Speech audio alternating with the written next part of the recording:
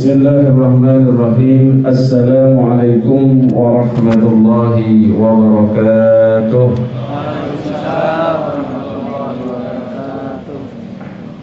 Alhamdulillahil mubdi'ul mu'id, al-fa'alu lima yurid, alladhi khalaqal khalqa faminhum syaqiyyu wa sa'id.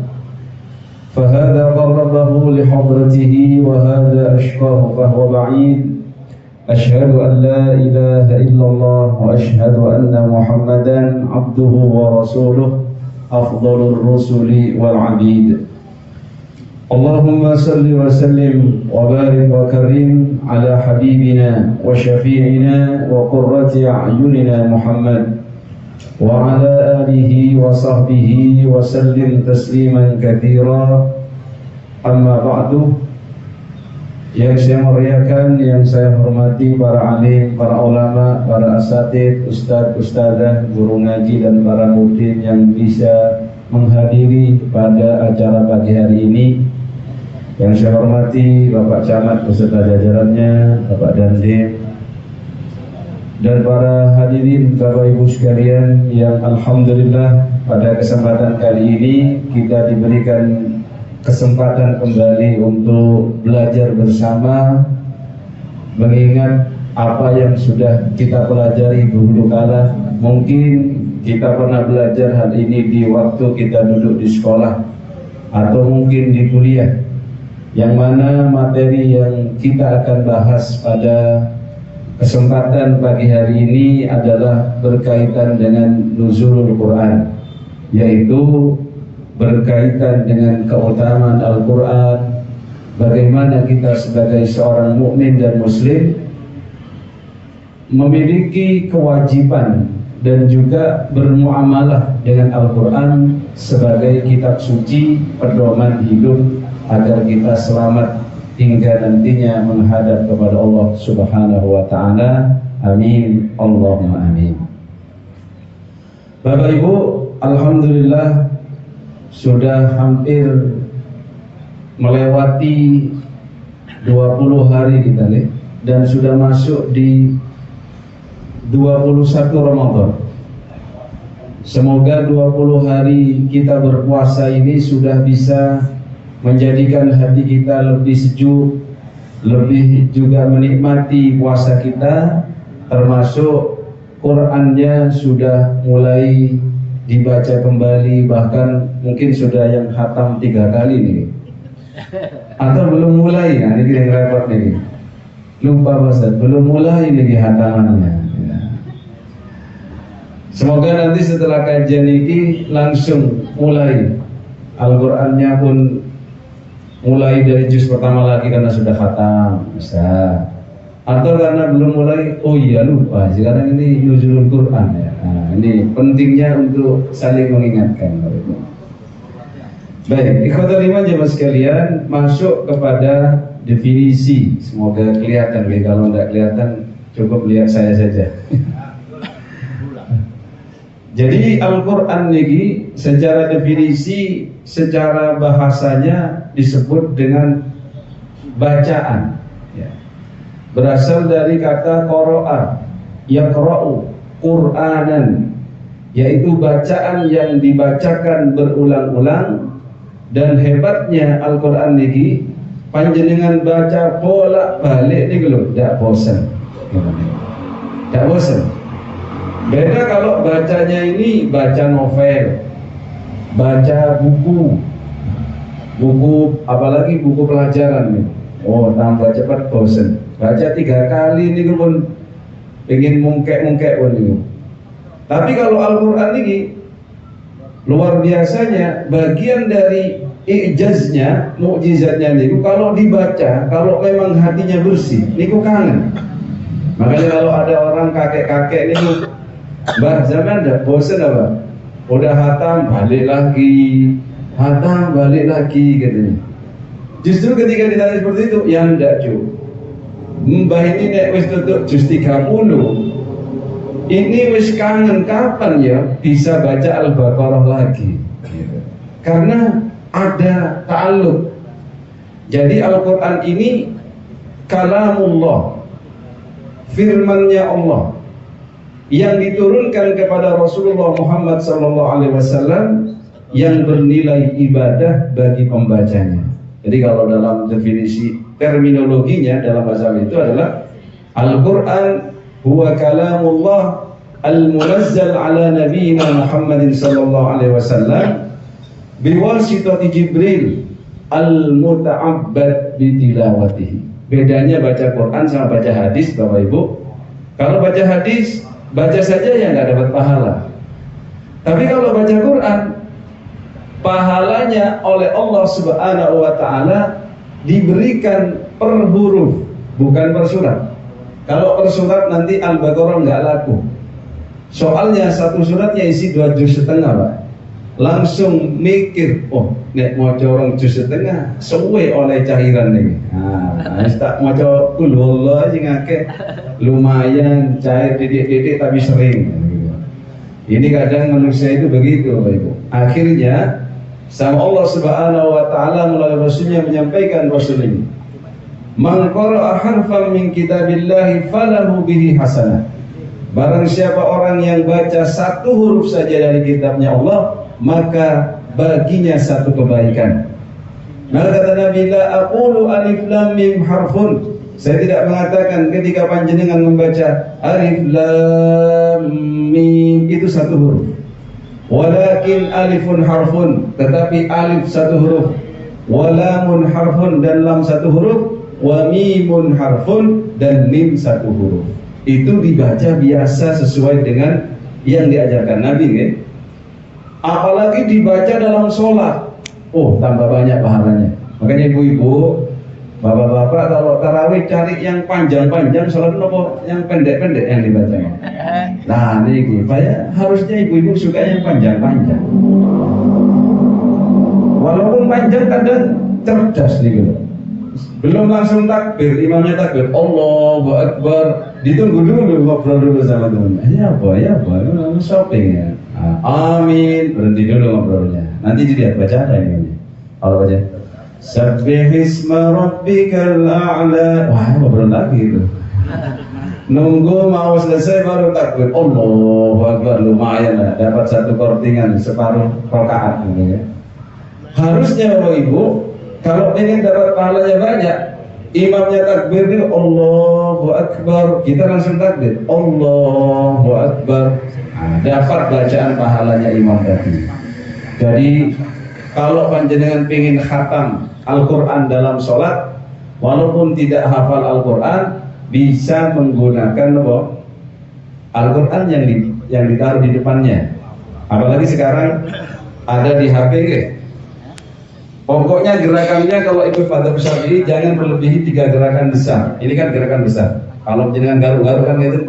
Ini 1, 2, kalau 3, 4.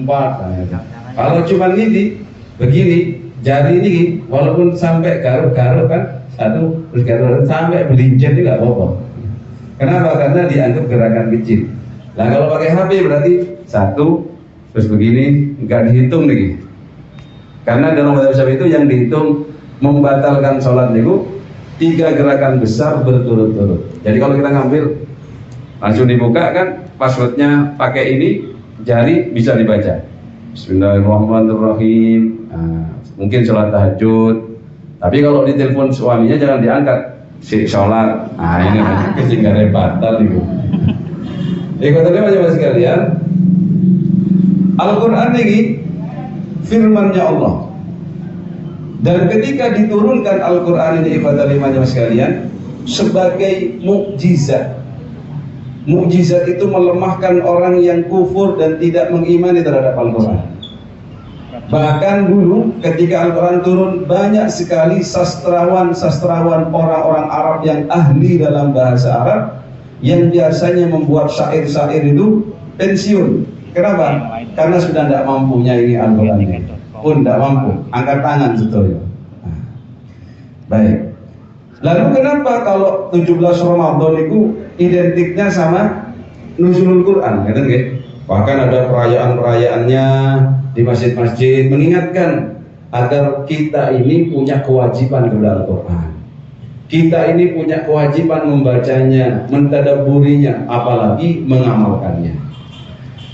Proses turunnya itu di Ramadan itu adalah min lauhil mahfud ila sama'id dunya. Jadi turun duf'atan wahidatan sekaligus.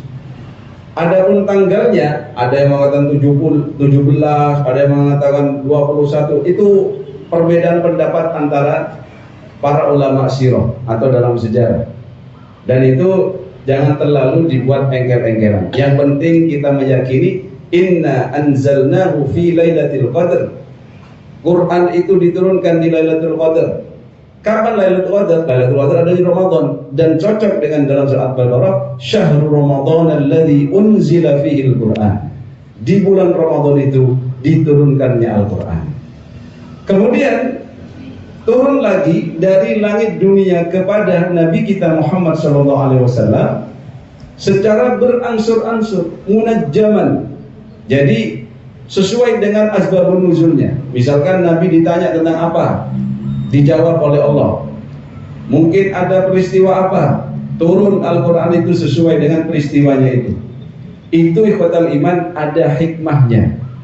Karena kalau Al-Quran itu diturunkan langsung, bisa-bisa nggak dibaca nih, dibuat pajangan. Ya buktinya sekarang itu kadang orang baca Quran hanya Ramadan saja. Qurannya setelah Ramadan ditaruh di laci itu sampai bagus gitu, tidak pernah lecek gitu. Tapi kalau ada Qurannya kok sobek-sobek, ini kayaknya sering dibaca. Kecuali pas baca sering gregetan sama suaminya, rojok-rojok disobek ngeten niku. Beda kasusnya niku ya. Kok Qurannya jenengan bapak-bapak lihat, oh sayang, Quran sampean wis lagi, wis rojok lecek. Tak tuh kok nemene sing nyat. Sering-sering ngaji ya. Wah, itu. Tapi kok beli dari 2 tahun lalu masih bagus gitu, sampulnya bagus, bahkan saking bagus jadi tidak pernah dibuka gitu, masih kelet nih. Nah ini masalah nih. Ikut kalimat jawab sekalian, apa kira-kira hikmah dari Al-Quran itu diturunkan secara berangsur-angsur? Nah ini perlu agar kita sedikit mengetahui tentang prosesnya. Bahkan dulu, zaman dulu Quran ini tidak ada Pak, Bapak Ibu, seperti sekarang. Zaman Nabi itu Al-Quran itu tidak ada seperti sekarang yang mushafnya itu bisa dibuka. Bahkan sekarang itu ada warna pink khusus untuk ibu-ibu, mushaf apa namanya, mushaf feminin. Wah begitu. Ada yang mushaf hafalan, ada warnanya gitu. Bahkan saking luar biasanya HP-nya saja rata-rata sekarang ada Qurannya. Nah, tapi saran saya kalau ringtone itu jangan pakai Al-Quran. Takutnya panjenengan sedang masuk di toilet, di miss call sama temannya. Qul ya ayyuhal kafirun. Repot jenengan nanti jatuh Qurannya. Nah, walaupun jenengan sangat cinta sama Al-Quran, tapi jangan ya dijadikan ringtone. Takutnya nanti pas mati nih loh, artinya melinsi. Misalkan begini, ada pakai ringtone, syahidallahu annahu la ilaha illahu, begitu kan sempurna artinya. Pas belum nyampe la ilaha, kan tidak ada Tuhan, repot. Okay. Maka ringtone-nya cukup suara pasangan jenengan, gitu loh. Direkam, bojone direkam, ayah ngomong ya, tak kena ringtone ya. Mulai. Nah, oh, kapan mulai? Kalau sing ayah apa ya? Sholat, masak, ojo suwe, ojo lali, aku pe mulai. Ya, ngeten niku, bagus niku. Tak miskol. Jangan pakai Al-Qur'an. Terus penting tidak? Kalau Al-Qur'an sudah ada di HP nih Bapak Ibu, kalau panjenengan buka aplikasinya, maka hukumnya hukum mushaf. Panjenengan usahakan kalau sudah buka itu punya wudu. Jangan dibuka tapi tidak punya wudu atau dalam kondisi junub. Tapi kalau mau masuk ke toilet apa, matikan aplikasinya, maka berubah menjadi HP lagi. Ya.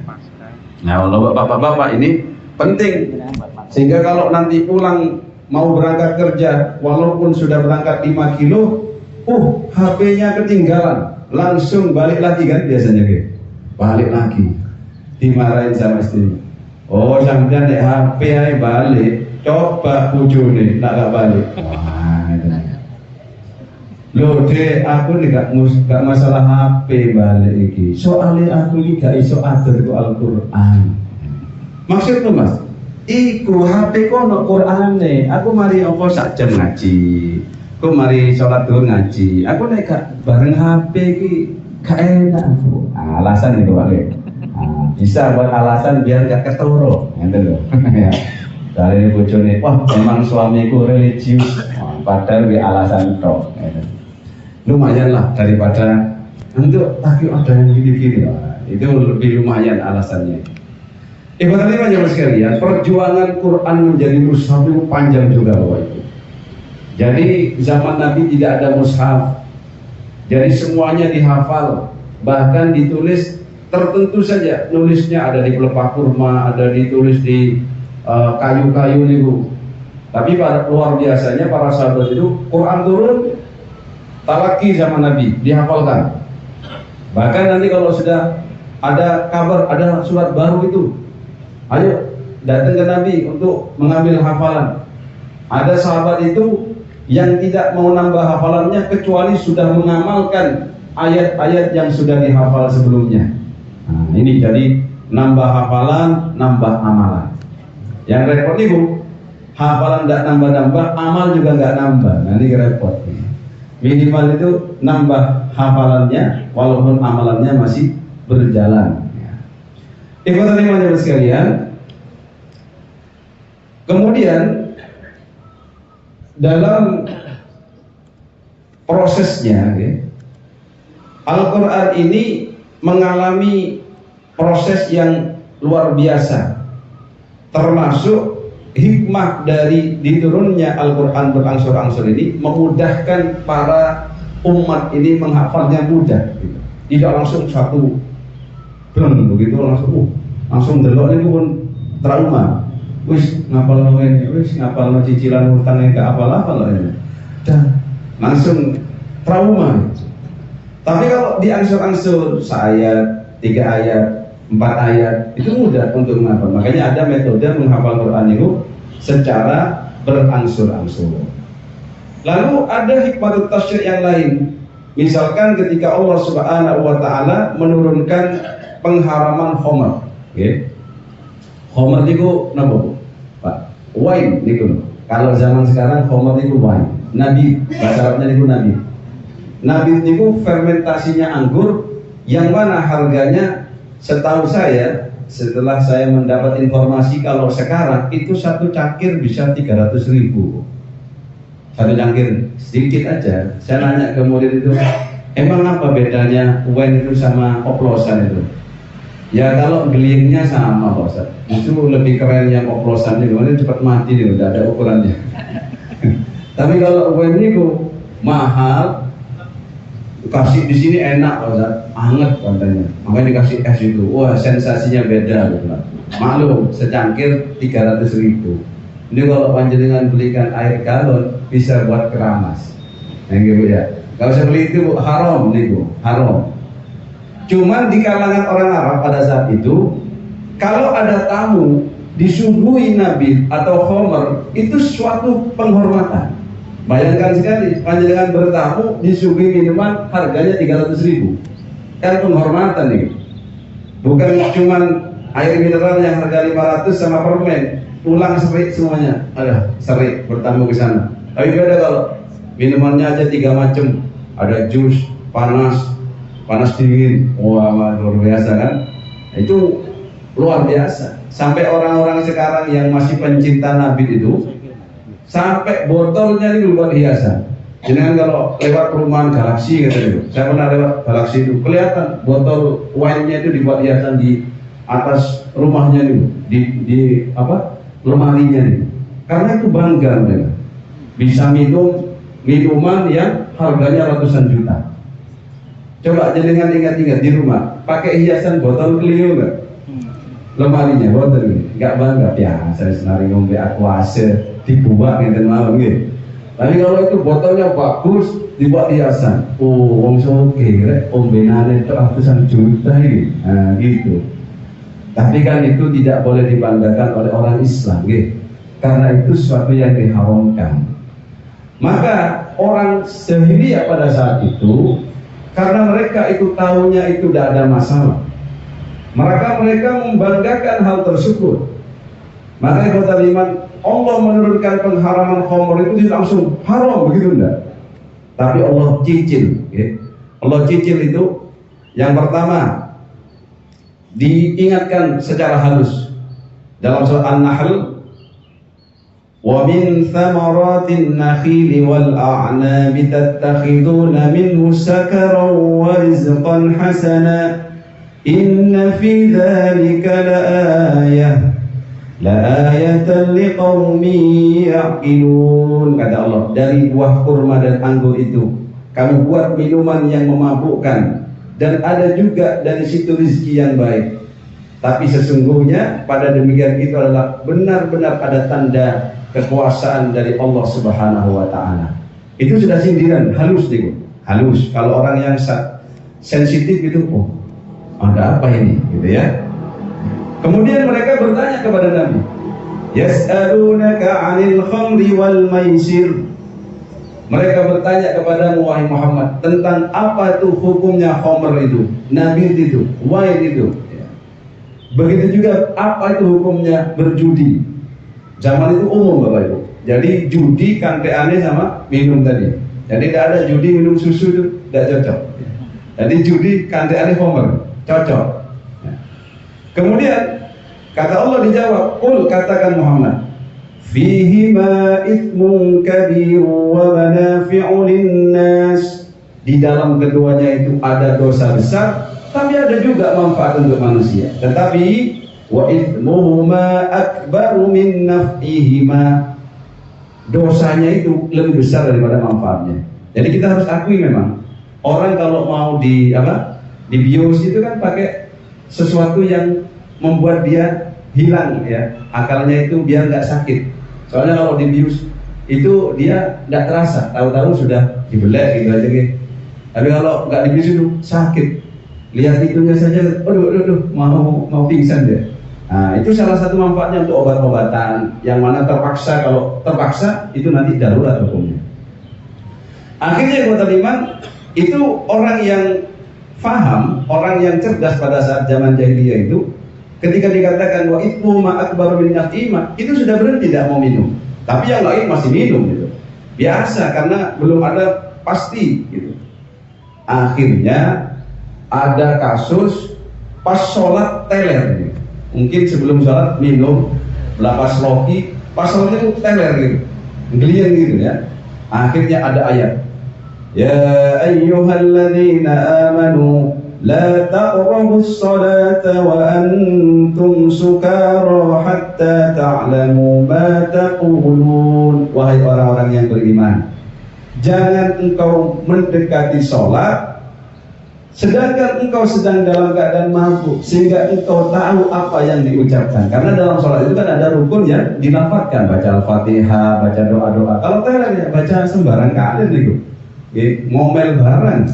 Akhirnya sahabat itu, oh kalau mau minum khamr lihat-lihat waktu, jangan 15 menit sebelum adzan minum ya teler. Akhirnya tahu waktu gitu, berkurang kebiasaan yang kapan saja mau minum berkurang. Maksudnya apa? Dia sudah mulai mengurangi kebiasaan minum khamrnya. Mungkin nanti ngombene mari isya'i. Lumayan teler, subuh wis sadar, bisa sholat gitu. Dan itu dilakukan oleh salah seorang kiai. Kiai ini nerima santri yang hobinya ngombe, bukan ngombe banyu, ngombe itu. Kiai ini menerima santri kan biasanya kan yang bagus-bagus. Soalnya santrinya pilih-pilih, Kiai, boleh nggak saya mondok di sini? Tapi saya diizinkan untuk minum. Soalnya saya kebiasaannya minum kopi miring dulu. Nah, itu. Rata-rata Bapak Ibu kalau di pesantren nggak diterima gitu. Ojo aturannya kalau di pondok itu ada yang rokok ada nggak boleh, apalagi minum kopi miring gitu. Tapi ada kiai satu ini kisahnya menerima. Yes, nggak apa-apa. Tapi ada syarat ya. Apa kiai syaratnya? Kamu kalau mau minum, tidak boleh di depan santri-santri yang lain. Loh, terus gimana? Nanti sama kiai disiapkan kamar khusus di pinggir kamar saya. Wah, tambah enak gitu. Gini, cocok nih, gimana? Cocok ya? Cocok, sepakat. Akhirnya dia minum Pak, gak sholat. Gara-gara apa ya? Disambelin kayak gini. Cucak. Loh, Kiai katanya saya nggak apa-apa minum. Loh, minum nggak apa-apa, tapi sholat wajib kan?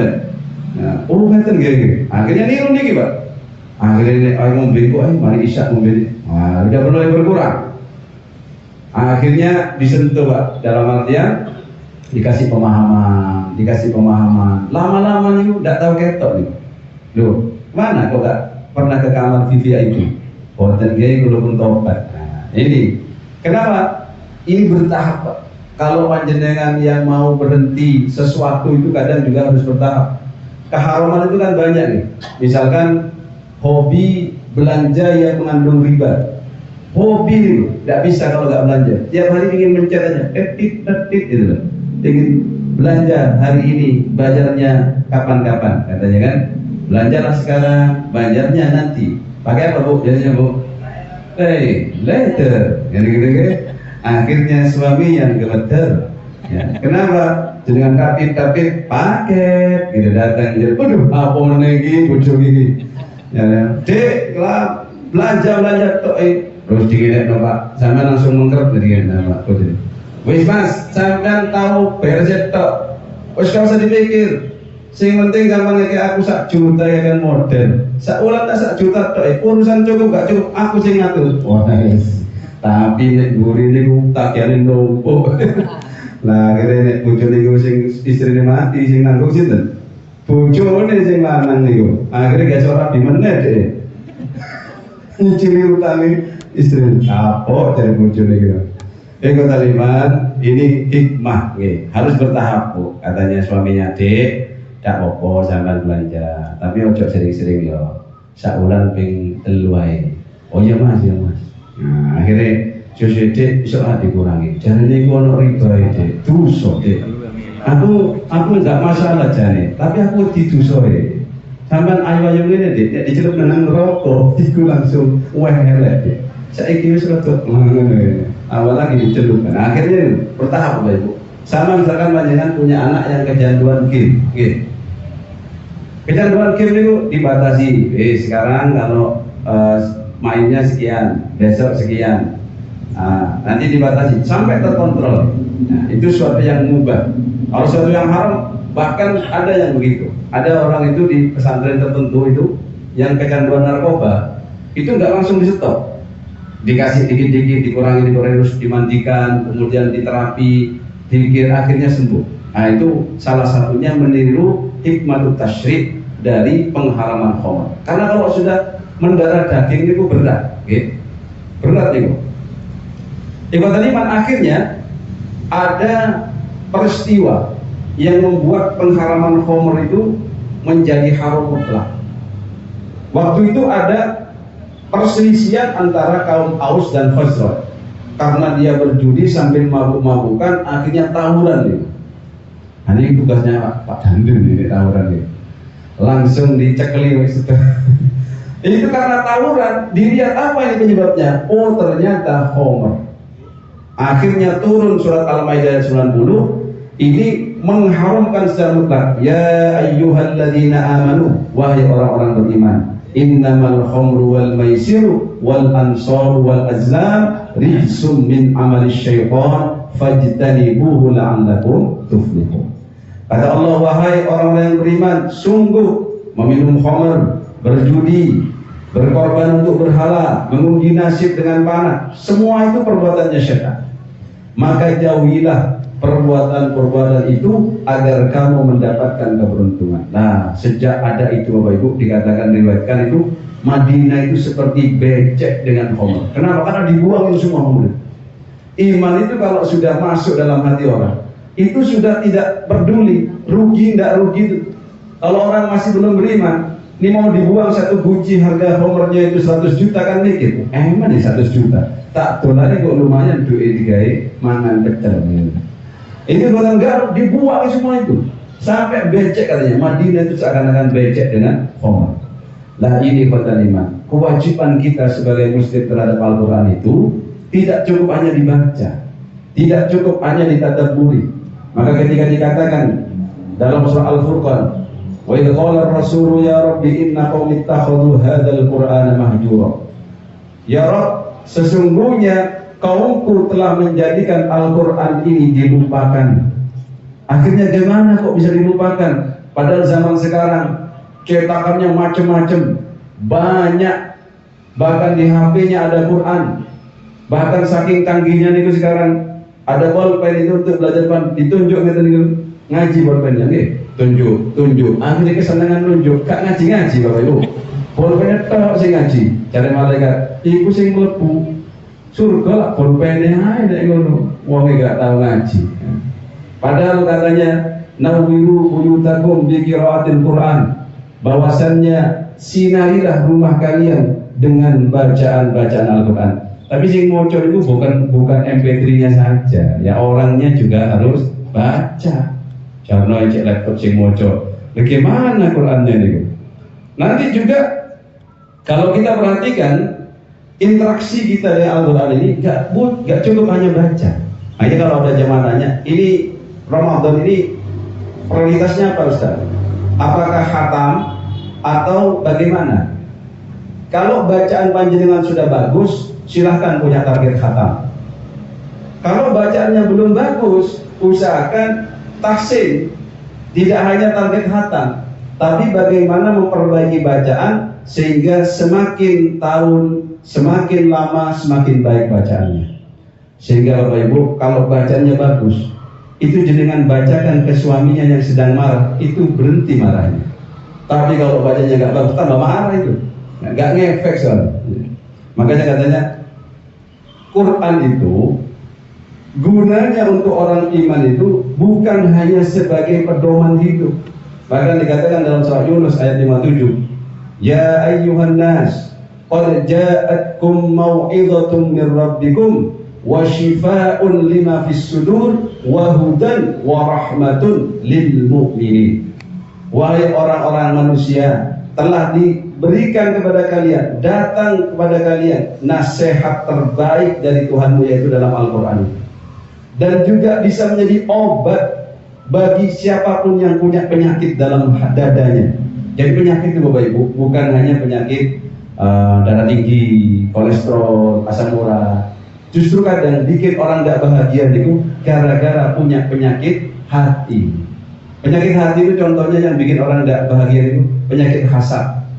Hasad itu yang dikatakan oleh Nabi, iyyakum wal hasada fa innal hasada ta'kulul hasanat kama ta'kulun narul hatab. Hindari punya penyakit hasad, karena sesungguhnya hasad itu bisa memakan kebaikan-kebaikanmu seperti api memakan kayu bakar. Nah, ciri-cirinya, pernah banyak dengan ngecek ke rumah sakit, dokter tolong dicek saya punya penyakit hasad apa enggak? Jarang nih. Paling nek kapan rodok kemengin mari makan bebek langsung asam urat nih langsung ke dokter. Cekap. Tapi ternyata kebahagiaan kita bisa terenggut gara-gara punya penyakit hasad. Apa ciri-cirinya? Kalau kita mau muhasabah nanti bisa baca di Al-Quran. Kalau kita punya saudara, tetangga, kerabat, lalu dia punya nikmat, lalu kita tidak suka, kok iso diising oleh bojo ayu ngono padahal elek. Nah, itu berarti sudah hasad itu. Hati-hati Pak, dengan sing punya istri cantik, hati-hati jenengan, bisa kena hasadnya orang, gitu ya. Terus tingkat kedua, kapan Yonan mati wong itu? Nah, itu. Pengen itu cepat mati, diakui oleh janda ini kan lumayan. Nah, gitu Pak. Kebahagiaan itu, karena suka banding-bandingkan gitu. Apalagi sudah jane sing pantes oleh iku aku, mengaku rada ganteng, cuma rada miskin. Dek rada elek tapi sugih, akhirnya oleh sing ayu. Makanya Pak sampai ada kisah orang itu. Ini ceritanya tadi dosennya istri saya di waktu S2 cerita, aku dulu katanya Pak dosen, dulu dia profesinya jadi KUA, nikahkan orang nih loh, nikahkan orang. Tapi setiap nikahkan orang laki-laki yang sing rodok ndak ganteng alias elek nih, pas oleh wedok ayu gak terima Pak. Emosi. Kok iso ngene iki oleh kayu ngene iki? Kok gak aku ae. Akhirnya Pak berhenti dia jadi KUA. Daripada gak bahagia ya berhenti dia. Terus aku pensiun dini akhirnya ngelamar jadi dosen. Nah jadi dosen gue enak. Semua elek ayu anakku kabeh. Ngeten Pak. Tapi nek dadi KUA jenengan ngerapekno sing elek oleh ayu ini gak terima atine panas. Allah. Ngeten Pak. Jadi jenengan kalau kena penyakit hasad pun tidak bahagia. Itu obatnya adalah Al-Qur'an gitu. Bahkan ada orang itu tidak bisa tidur. Saya pernah nangani orang tidak bisa tidur seminggu. Ternyata kita terapi pakai Al-Quran. Alhamdulillah bisa tidur. Kenapa kok nggak bisa tidur? Setelah kita cek, oh ternyata habis pulang kerja itu langsung tidur. Sholat isya-nya bablas di jamaah takhir sama subuh. Nggak ada jamaah takhir. Ya, isya sama subuh. Ya, akhirnya Pak, ayo Pak tobat Pak. Mungkin ini nikmat tidur sama dicabut oleh Allah. Akhirnya panjenengan tidak bisa tidur. Ya. Akhirnya kita terapi, bahkan ada resep herbalnya, kemudian alhamdulillah bisa tidur. Bahkan yang lebih unik lagi, saya punya teman, anaknya sudah masuk rumah sakit 3 hari opname, pindah lagi rumah sakit, katanya di sini ada yang ditusuk gitu. Akhirnya dia ingat, jangan-jangan ini ada gangguan jin ini, ya. Akhirnya nelpon saya malam-malam. Ya kata bilang, saya lagi ngajar nih Pak, jam 9:30 malam baru selesai. Kalau mau dijemput aja, soalnya saya takut kalau kemalaman pulang pakai motor ya. Dijemput, mau ke rumah sakit. Kita balik, karena mau di endoskopi. Akhirnya kita bacakan. Ayo ya, ikut bacakan. Niat bedanya Bapak Ibu, kalau panjenengan ingin menyembuhkan diri dengan Al-Quran, menagih janjinya Allah dalam Al-Quran yang mengatakan wa nunazzilu minal qur'ani ma huwa shifaa'u wa rahmatun lil mu'minin. Kami turunkan Al-Quran itu yang diantara mukjizatnya Al-Quran itu adalah menjadi obat bagi orang beriman. Yang sakit medis itu alhamdulillah bisa sembuh. Apalagi ya non medis nih. Non medis ini kan diobati macam-macam, obatnya dokter sampai udah sampai sehat tapi sakit Pak, dokter sakit ini. Akhirnya dibacakan, sosok pindah ini, di sini sakitnya pindah. Oh, gitu loh. Ini kayaknya ono jin ini. kena guna-guna atau kena kesambet di mana nggak tahu gitu. Alhamdulillah itu. Setelah esoknya itu sembuh dan minta pulang, diizinkan sama dokter. Dokternya sampai heran. Tidak sakit lagi gitu kan? Tidak. Gitu. Jadi panjenengan kalau sudah ada ikut loro-loroan bojoku. Nah, dibacain ayat kursi Pak. Nah, tapi kalau pas kesurupan itu jangan kursinya yang diangkat ya. Lempar kursi. Bahaya gitu, dilempar. Ayatnya dikasih ini sumpah ini. Nah, ini gimana? Harus memang sabar. Kemudian apa petunjuk? Wahudan katanya. Ada petunjuk dalam Al-Quran. Tetapi kadang orang mengatakan, saya kok gak dapat petunjuk ya Pak Ustaz. Sering baca Quran saya ini. Tapi saya ini kok masih maksiat aja. Loh, tapi hudan itu lil muttaqin. Hudan itu hanya untuk yang bertakwa. Apalagi kalau panjenengan itu meremehkan, ya berat. Dibacakan meremehkan. Yang repot itu dibacakan keturun gitu, si repot. Padahal katanya dalam surah Al-Anfal, orang yang beriman itu kalau dibacakan Al-Quran bergetar hatinya, wazadat imana, tambah imannya. Pas acara Walimatul Arus, koriknya sing moco sampai nih lho, gulune lho, sampai cetok-cetok gitu. Sing diwaca keturun. Sing repot gimana dapat hidayah. Padahal katanya fastami'u lahu. Kalau dibaca Al-Quran, fastami'u lah. Kalau tidak bisa mengikuti dengan baik, minimal itu jangan ngobrol sama temennya. Dibacain koriknya sampai ngedeten sampai ngedeng gitu. Ngobrol doa sama temennya, ya nggak dapat rahmatnya nih. Nah ini kata-kata hudan wa rahmat. Rahmat itu apa? Semua yang ada dalam Al-Quran ini semuanya kebaikan untuk kita. Panjenengan kalau tahu kenapa Allah mengharamkan riba, kenapa Allah itu mengharamkan kita itu pinjol sampai yang tadi itu, letter tadi itu untuk kebahagiaan kita. Makanya kan kalau lihat ada kasus pemberitaan kasus orang bunuh orang, itu ternyata kasusnya itu karena dia banyak tagihan utang, bingung mau bayar utang, akhirnya wis begal orang, padahal dia bukan ahli begal gitu. Itu atau yang jalannya sudah sempoyongan di akhir bulan, Nggelian gitu nih, nggelian. Itu bisa jadi karena kebanyakan hutang. Hutangnya ada ribanya. Apakah ada dalam Al-Quran? Ada. Coba dibaca nanti surah Al-Baqarah. Alladzina ya'kuluna ar-riba la yaqumuna illa kama yaqumu alladhi yatakhabbathu asy-syaitanu minal mas. Dzalika bi annahum qalu innamal bai'u mithlur riba. Orang yang makan riba, orang yang pakai riba itu tidak akan bisa berdiri kecuali berdirinya kayak orang sempoyongan, kayak orang yang kesurupan gitu. Jadi kalau saya mulai ini kan utang lagi, malah aku dia mesti main gini, nyetir gak lu, ini cicilan mobil baru lunas, itu kena riba gitu nih. Kenapa? Karena Allah katakan Allah halalkan jual beli, Allah haramkan riba. Masih ditawar gitu. Saya itu masih nerima itu jamaah itu. Ustaz, ini saya ada pinjaman, tapi bunganya 0,5 Ustaz. Saya tidak merasa berat dengan 0,5%. Boleh Ustaz? Waduh ini gimana ini udah jelas. Wa ahlul bai'ah wa harramar riba kok. Ya gini Bu, saya kasih gini aja Bu gini. Kalau Ibu dikasih es krim, terus saya mohon maaf tak ambilkan teleknya ayam sedikit aja, sedikit tak toletkan. Ibu masih mau nggak kira-kira? Ya enggak saja sudah begitu. Kalau sudah haram itu jangan ditawar. Wala taqrabuz zina. Ini saya pacarannya LDR kok Ustaz, tidak pernah ketemu kok. Loh sekarang nggak ketemu di video callan kok. Dibuka sayang. Apa nih Mas? Ikut deh ya ini ya. Tidak bisa. Jangan ditawar kalau sudah sesuatu yang memang haramnya itu mutlak. Jadi kalau pengharaman zina kan mutlak nih. Pengharaman riba mutlak. Kadang nggak percaya gitu. Masuk sih? Nah ngeket itu repot.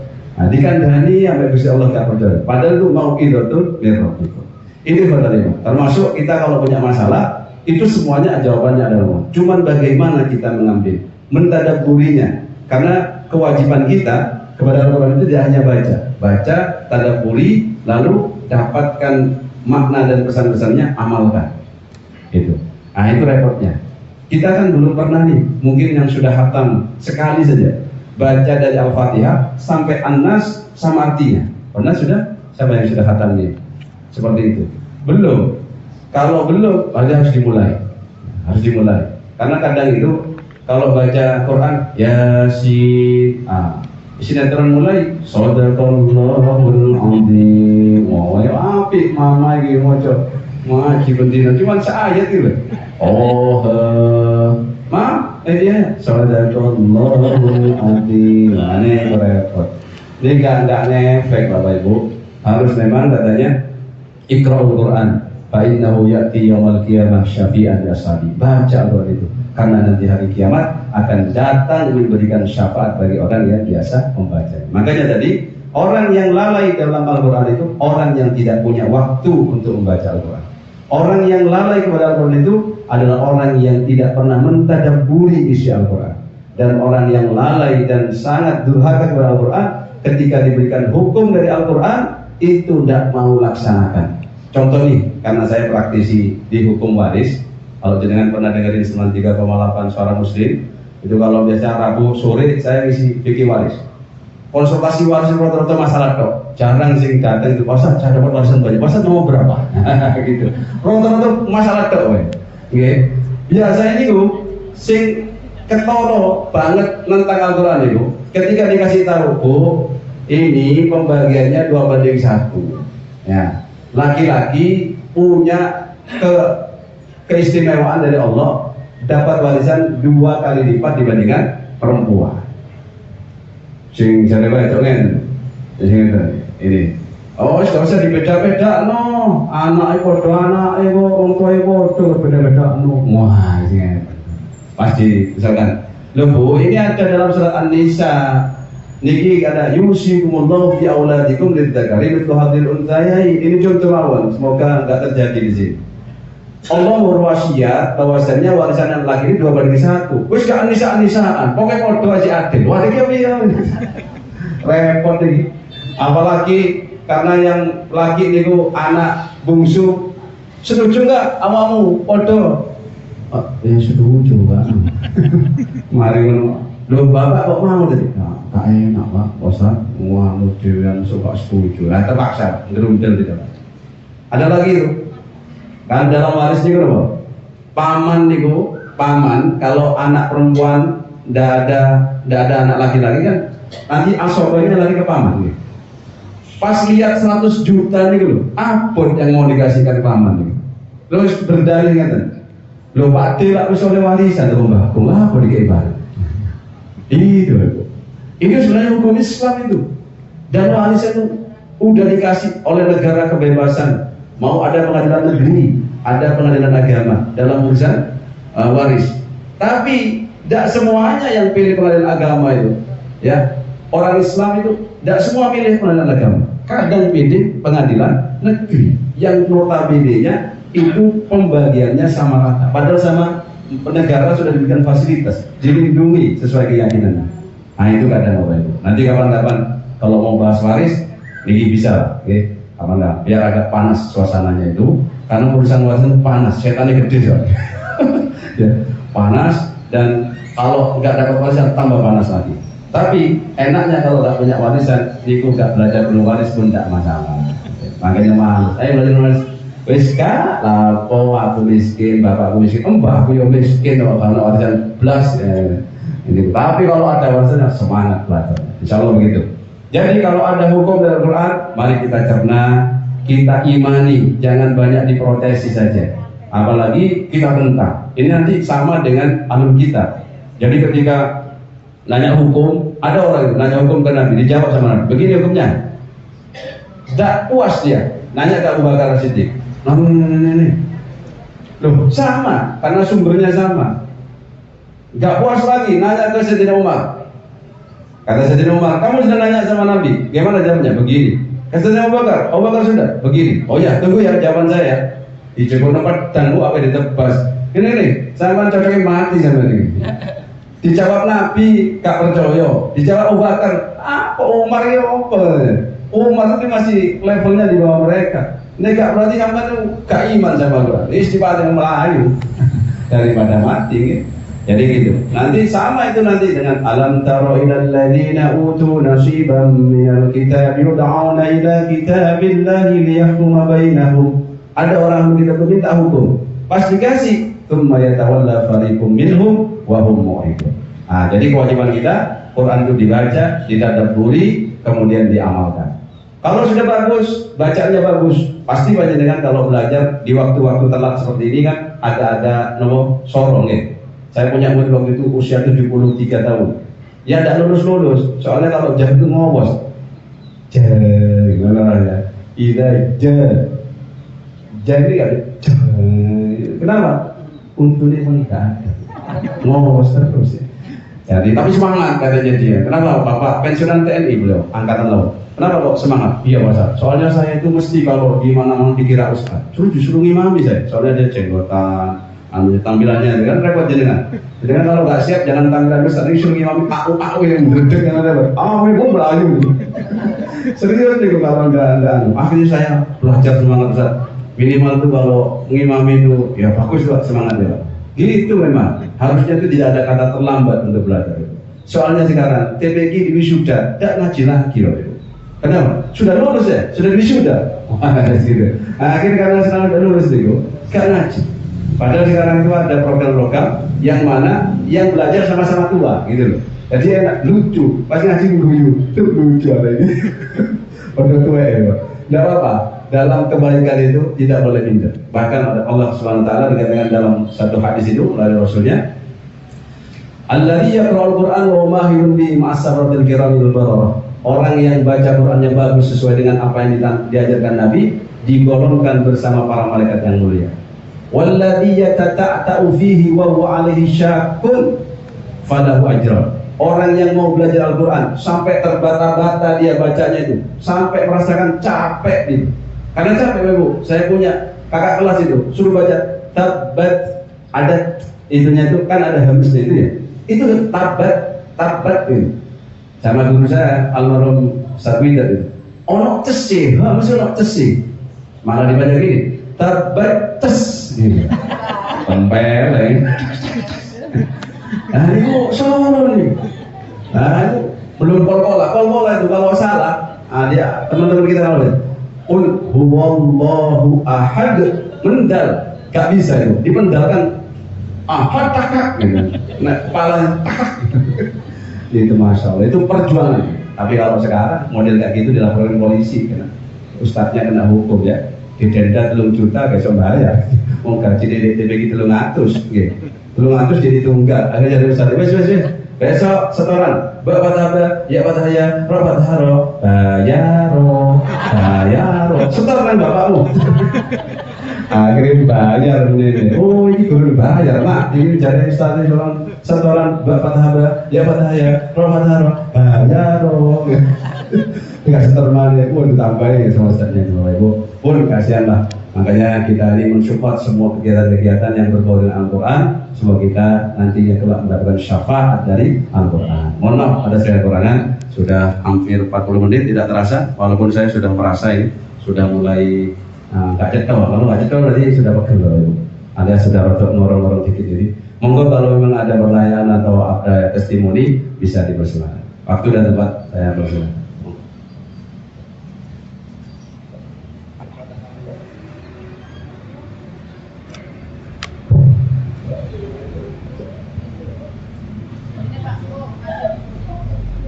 Ya, Bapak Suwun, kesempatan yang diberikan. Assalamualaikum warahmatullahi wabarakatuh. Waalaikumsalam warahmatullahi wabarakatuh. Saya pernah mendengar dari pengajian-pengajian, apa benar Al-Quran itu ada beberapa lapis makna.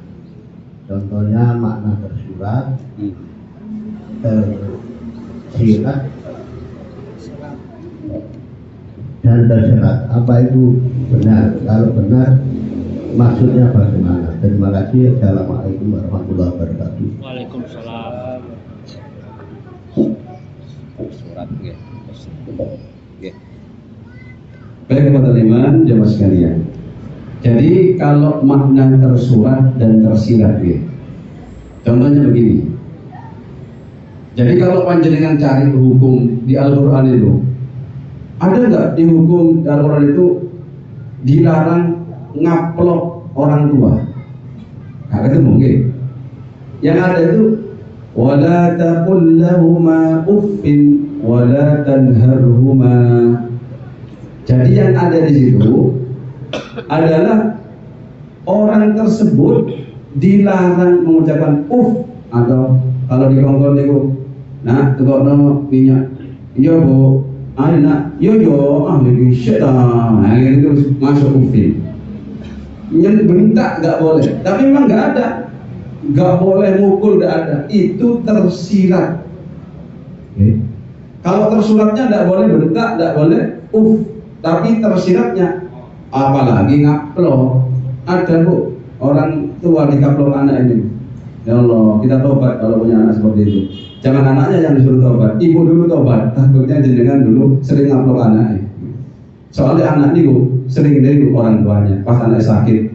Nang diombe obatnya, gak pengen rasa, tak kaplok orang gue. Gitu dulu, terekam ke anaknya. Pas jenengan disepuh, wis nang diombe bu obatnya, gak pengen sembuh dah, tak ya. Itu, tapi kalau ayo minum obatnya yuk. Biar sembuh ya, minta kesembuhan dari Allah. Nanti ibu kalau pas sakit, bu, ayo dan diumbi obat, tidak diminum bu, jadi biar ibu sembuh. Jadi itu timbal balik. Ada lagi, contohnya tersurat dan tersirat. Dalam surat An-Nisa itu ada alladzina yaquluna amwalal yatama, innal ladzina yaquluna amwalal yatama zulman, innama yaquluna fi butunihim nara. Orang yang makan harta anak yatim dengan dolim, maka dia sama dengan makan api neraka, wasayaslawna sa'ira, dan akan dimasukkan neraka sa'ir. Lalu katanya yang biasa ngemplang hartanya yatim, ikon sih nggak oleh mangan, aku kan enggak. Ya cukup didik kata mangan, tak tukokno baju, tak tukokno ini, atau menghimpunan dana atas nama yatim dari, atau karena emosi sama anak yatim akhirnya dibakar hartanya. Oh enggak masalah, saya enggak oleh kan makan harta yatim. Aku belum enggak paten aku makan anak yatim, apalagi anak tiriku. Wah gitu. Tapi tak hubungannya, karena aku cengkel sama bapak itu. Gitu ya. Itu namanya tersirat. Namanya kalau dalam ilmu usul fikih namanya kias aulawi, analogi dengan suatu dampak yang lebih dahsyat. Kalau makan harta anak yatim itu membuat harta anak yatim itu habis, maka membakar harta anak yatim itu juga berakibat sama, yaitu habis dan hilangnya harta anak yatim. Maka itu yang dimaksud tersurat dan tersirat. Begitu Pak. Semoga menjawab pertanyaannya. Oke, monggo. Ada lagi mungkin? Saya ada waktu 10 menit, insyaallah 15 menit.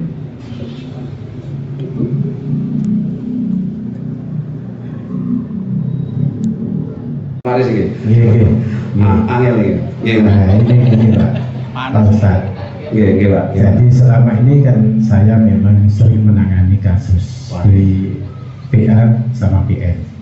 Nah, tadi Pak Ustadz bilang sesuai dengan hukum Islam. Biasanya di pengadilan agama sebelum masuk ke sidang itu kan dianjurkan ke mediasi. Ada mediatornya, dari hakim mediator.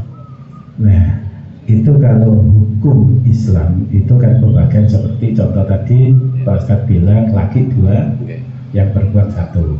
Tapi kenyataannya waktu mediasi supaya gak ribet-ribet, gak lama-lama sidang sampai 5 kali 10 kali, 1 kali selesai.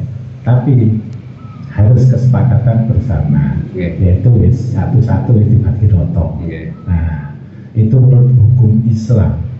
Ini hasil yang sisanya semestinya 2 dikasihkan yang roto itu tadi, itu haram apa enggak? Nah, terus pengacara ini kena dosa wong ya. Saya menangani itu ya, saya pikir kalau PN, kalau secara hukum negara memang sah secara aturannya. Nah, yang ini yang kita ajak mediasi ini, mereka bagi roto. Terima kasih Mas. Nanti jawaban lengkapnya bisa ngundang lagi. Nah, kalau Ustadz ini jawabannya ngundang. Jadi saya jawab singkat ya, soalnya kalau detail nanti lama, jadi kan tidak mulir-mulir. Ya, telat nanti. Yang ini banyak Ustadz yang juga imam Jumatan nih di seneni jamaah masjid sama ruwet nih. Jadi gini Bapak Ibu, memang kesepakatan mediasi nih Bu, ya. Kalau mau dikatakan hila ya hila itu akal-akalan. Kalau sampai tidak ridho kemudian dipaksakan, itu ya hukumnya tetap haram. Dalam artian apa? Secara batin itu dia merengkel Pak. Niku enggak ridho aslinya, cuman kaenak gitu, kaenak. Susu-susu kalau nah gitu. Itu karena setelah kejadian itu kadang ada, saya kan gitu, loh zaman kok mau waktu itu? Ya ada ya Pak Ustadz, saya laki-laki sendiri terus tertekan gitu. Jadi kalau mau yang halalan thayyib itu, ya makanya kalau warisan itu hitung-hitungnya gampang. Kalkulator waris itu banyak. Tapi bagaimana mengkondisikan seorang keluarga bersama kerabatnya tetap rukun, lalu bisa menerima hukum Allah dengan baik, itu tugasnya yang lebih berat. Menyadarkan, begini loh Bapak Ibu, panjenengan disadarkan gitu. Kalau sama kenapa kok gak ridho? Keadil, disadarkan lagi, adil itu begini Bapak Ibu. Adil itu versinya agama itu kayak gini. Adil itu udah harus sama. Kalau saya punya istri 2, satunya kurus, satunya gemuk, terus harus makan 1 piring semua, padahal sing lemu biasa 1 piring selilit toh. Saya nggak biasa Pak, kalau makan itu minimal 3 piring. Ya nggak boleh disamakan, harus sesuai dengan kebiasaannya. Begitu, sama dengan punya anak, satunya SMP, satunya SMA, satunya SD. Masa harus sama? Uang sakunya 10.000. Ya kasihan yang SMA nih, terus cukup bensin, ini budal sendiri gitu kan. Yang SD antar jemput bawa sangu, bawa bekal, nah itu. Jadi itu ya memang tantangannya. Tapi kalau secara hukum, kalau seumpama sepakat, gitu, pun saya ridho. Biasanya begini caranya. Hukum waris dulu dijalankan. Jenengan Mas harusnya dapat 20 miliar. Jangan Mbak harusnya dapat 10 miliar. Paham Niki? Paham. Silakan kita terima dulu 20 miliar ya, 10 miliar. Kalau mau syar'i ya. Lalu Mas jenengan ridho memberikan sebagian-bagiannya itu kepada mbaknya jenengan. Ini tadi 20 miliar dalam hukum waris, 10 miliar hukum waris. Tapi kalau ini adalah hukum selanjutnya menggunakan akad hibah. Jenengan menghibahkan 5 miliar ini kepada mbak jenengan atau saudara perempuan jenengan. Sama ridho tak? Nek gak ridho tetap haram. Kok lapo? Aku sing ngerawat bapak, aku sing akeh metu kok aku lanang. Wong ngene niku pun tidak bisa. Tapi kalau dia nggih pun kula ridho. Soalnya yang ngerawat bapak niki adik kula niki kok. Saya jarang pulang ke rumah. Saya jauh dari rumah. Kalau kita mediatornya bagus, gimana kalau memang pinginnya ridho, kita usahakan dia benar-benar ridho dari hati. Jangan sampai dikondisikan sesuai dia itu enggak ridho, tapi terpaksa. Itu enggak, walaupun dohirnya selesai masalah, tapi nanti di akhirat itu gontok-gontokan lagi. Ya. Urusannya jadi orang muflis nanti, gitu. Jadi akadnya pakai akad 2. Cara menyadarkan diantaranya, membagi warisan dengan hukum Allah itu Bapak Ibu adalah ibadah. Nanti bisa dicek di ayat An-Nisa ayat 13 dan 14. Seketika Allah mengatakan tilka hududullah wa may yuti'illah wa rasulahu yudkhilhu jannatin tajri min tahtiha al-anhar khalidina fiha wa dzalikal fawzul 'adzim. Semua ketentuan waris itu dari surat An-Nisa di awal sampai di ayat 13 itu, suami berapa, anak berapa, semua itu adalah ketentuan Allah. Barang siapa orang tunduk terhadap ketentuan Allah, maka dia dijanjikan oleh Allah surga. Tapi kalau membangkang, wa may ya'sillahu wa rasulahu wa yata'adda hududahu yudkhilhu naran khalidan fiha wa lahu 'adzabun muhin. Di ayat 14-nya niku, maka dia dimasukkan neraka. Niku yang harus disamakan dulu. Nanti biasanya Pak, kalau warisannya kan panas, nek ngomong lu megah-megah. Kita nih biasanya emosi nih kok, gimana ngomong. Nanti kalau bisa mari nih terus peluk-pelukan, nangis-nangis itu cocok nih. Saya pernah itu nangani kayak begitu sampai ikut nangis ya. Saya tuh mikir, ya Allah, nek apa nih kalau gabungnya nih piye gitu ya. Pak, sekarang urusan warisan tidak pandang kiai, tidak bukan kiai Pak. Ada nggak betul-betul ini kiai royoan guru-guru warisan? Bahkan santri ini jadi dampak karena memang setannya gede. Disadarkan dulu. Jadi penyadaran itu yang penting. Dan itu buat waktunya lama. Yang saya kadang kalau konsultasi waris via HP itu tidak cocok loh.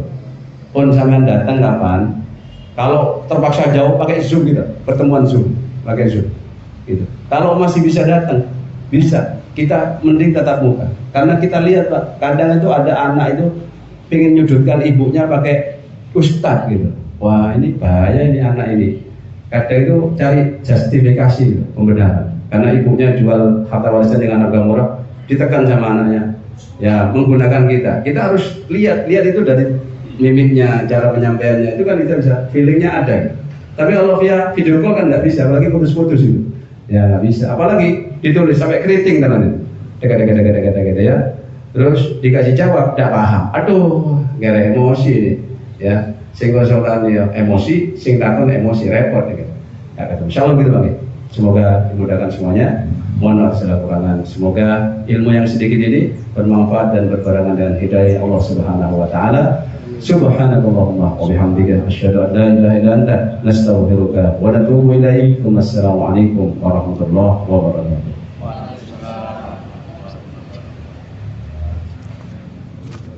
Doa mungkin. Lagi.